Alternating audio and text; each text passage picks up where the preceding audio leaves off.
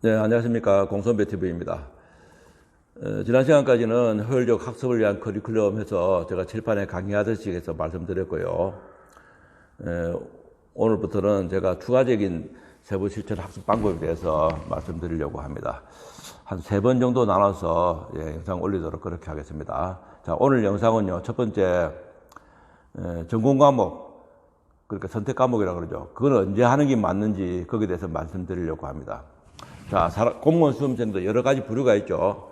저는 2가지 부류를 놓고 말씀드릴게요. 첫 번째, 기술직 같이 자기가 전공 과목을 바뀔 가능성이 거의 없는 친구들. 2번째, 행정직계통에 있는 학생들이지만 내가 그 직렬에 대해서 확실한 소신이 있고 내 공부 실력에 대해서 잘 알고 있는 친구, 자기 자신을 잘 아는 친구는 그 직렬이 바뀔 가능성이 별로 없죠. 그런 친구라면 전공 과목, 지금부터는 제가 선택 과목이라고 부를게요. 선택 과목도 공통 과목인 국어, 영어, 국사와 같이 시작하면 됩니다. 물론 제가 앞에 잘한 국어, 영어, 국사 공부를 잘하는 친구니까 국어, 영어, 국사도 좀 돼가 있고 선택 과목도 좀 돼가 똑같은 수준이겠죠. 그러니까 같이 하시면 되고요. 그 다음에 기다마 들어야 될 학생들 중에는 전공이 직렬이 왔다 갔다 하는 친구들, 또 잘 모르는 친구들, 공무원에 대한 꿈은 대부분이죠. 저도 뭐 공무원 시험 칠 때 관공서, 어느 관공서에 근무하고 싶은 이런 생각, 로망이 좀 있었거든요. 자, 내가 검찰청에 가서 뭐 수사하고 이런 거 하고 싶은 친구들, 또 뭐 관세직에 가서 세관 같은 데 가서 김해공항에 가서 뭐 인천공항에 가서 휴대폰 검사하고 이런 거에 로망 있는 사람들, 또 출입국 관리직 가서 출입국 하는 사람들 딱 심사하고 있는데 그런 데 또 로망 있는 사람들. 뭐 많죠. 예, 또 세법에 대해서 뭐 전문가가 돼서 세무직 공무원이 되고 싶은 사람들, 또 교육기관에 근무해서 교육학을 뭐 공부해야 돼 그런 사람들. 그런데 내 실력이 얼마나 되는지, 내 점수가 얼만큼 되는지 모르고 그 직업에 대한 로망만 있어요. 그건 뭐지 됩니까? 잘 모르잖아요. 시행착오가 생길 가능성이 있습니다. 그런 학생이라면 공통 과목인 국어, 영어, 국사만 먼저 하시고요. 그 과목이 한 80점쯤 되면 그때 물론 80점 될 때까지 다른 직렬에 대한 정보는 그 평상시 때 이제 정보를 듣겠죠. 뭐 저한테 이렇게 물어도 되고 주변에 있는 부모님이나 공무원 하시는 분들 인터넷에 보고 내 실력이 있으니까 그쪽 공무원 가는 게 좋겠다. 커트라인은 몇 점이니까 가능하겠다 하는 정보를 준비를 하셔야 돼요. 그래서 공통 과목이 한 80점쯤 되면 물론 80점이 안 돼도 되는 직렬도 있습니다. 그 직렬은 제가 지금 말씀 안 드릴게요. 너무 낮게 이야기를 할 것 같아서. 80점쯤 되면 이제 전공 과목도 같이 공부하시면 됩니다. 왜냐하면 보통은 80점 받아갖고 공무원 시험 합격이 힘들거든요. 그럼 80점에서 85점이나 90점 가려면 굉장히 힘듭니다. 우리 산도 올라가 보면 맨 끝이 가파르거든요. 그전은 만하게 가다가 다 돼갈 때가 엄청 가팔러요.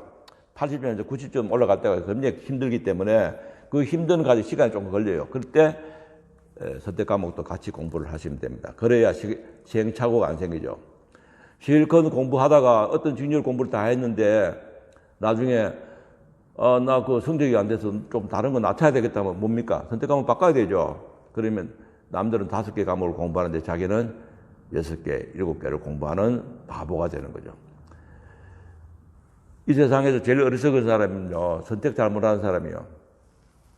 노력을 안 한 사람은 그 사람 성향이 있어서 노력을 안 하고 또 뭐 있을 수 있어요. 사람이 다 똑같이 노력할 수 있는 건 아니거든요. 근데 선택은 한순간의 선택이에요.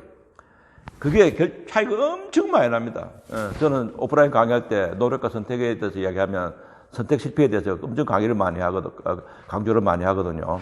그러니까 선택을 실패해서 남은 5개를 공부하는데 6개, 7개 가니까 안 그래도 노력하기 힘든데 더 많이 노력해야 되잖아요.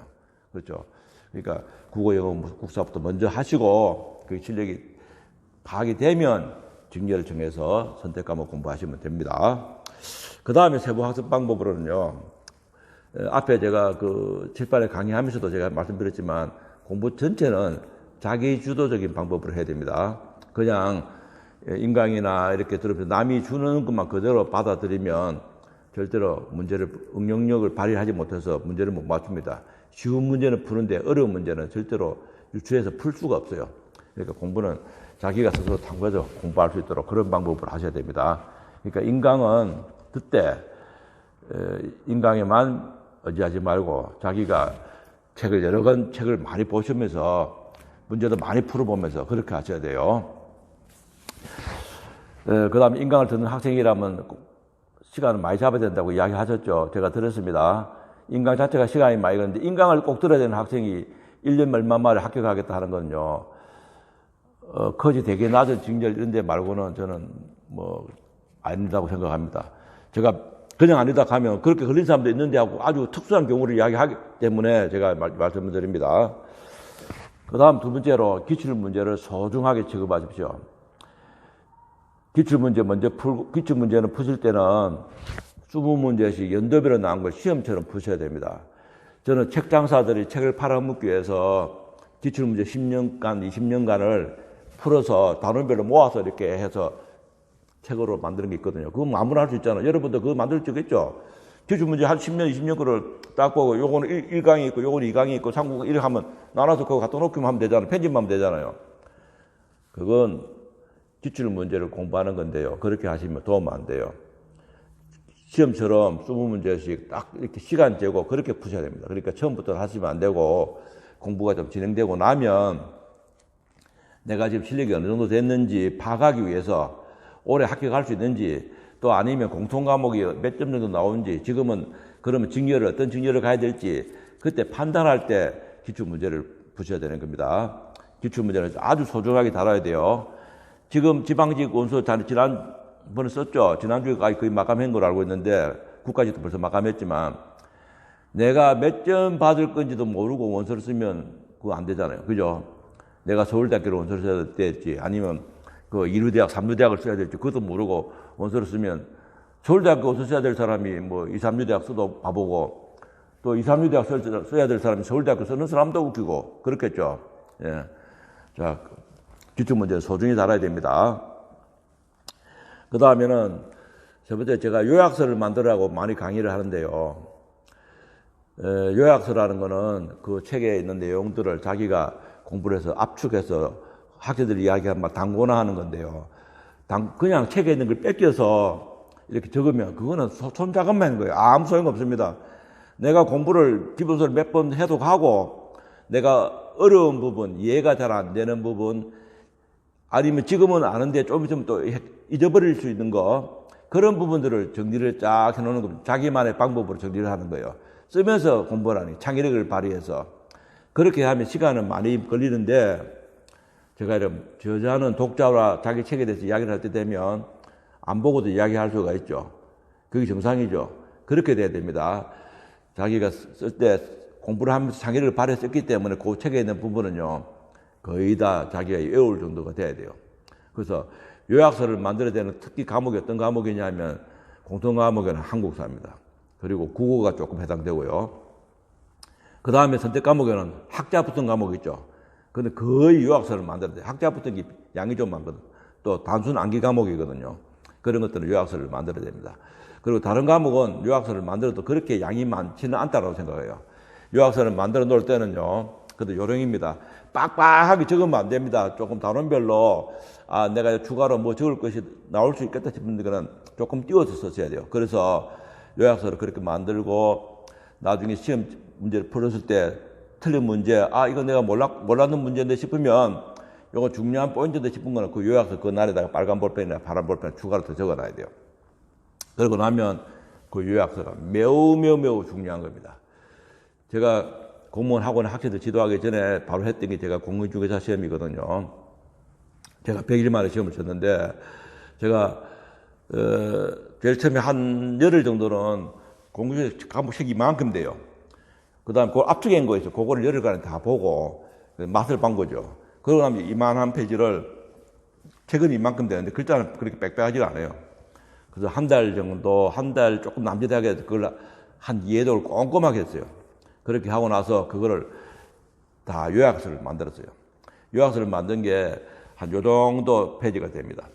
그래서 제가 무조건 아는 거는 제가 뺐죠. 요거는 중요하다 싶은 거 헷갈린 것만 다 만들고 그 다음에 시험 치고 틀린 거 있으면 거기다 추가로 적고 그렇게 했어요.